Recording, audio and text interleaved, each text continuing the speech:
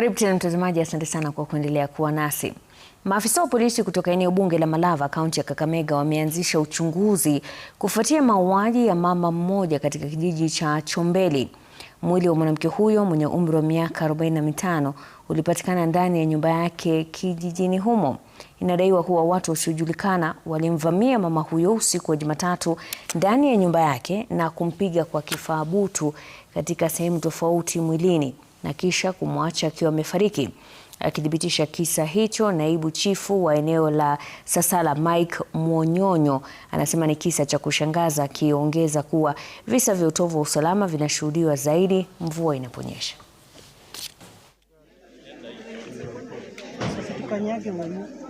Kufika hapa kwa my sister nikapata ameuawa, amelala hapo chini, damu iko kila mahali. Asu hapa Lubao hatuna security ya kutosha. Si kisa ya kwanza kufanyika hapa mahali kwa my cousin, hata kwangu, kwa sababu ya neighbors tumenunua kwa mtu mmoja.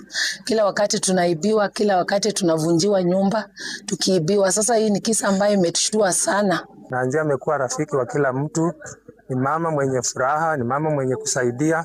Kwa hivyo sisi kama familia hatujakuwa na issue yoyote.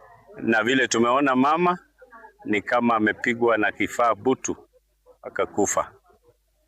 Nyumba haijachafuliwa. Kama kuna kitu imeibiwa labda ni TV. Vitu zote zilikuwa intact. So polisi wanafanya uchunguzi ili kuweza kupata ni nini ambacho kilitokea.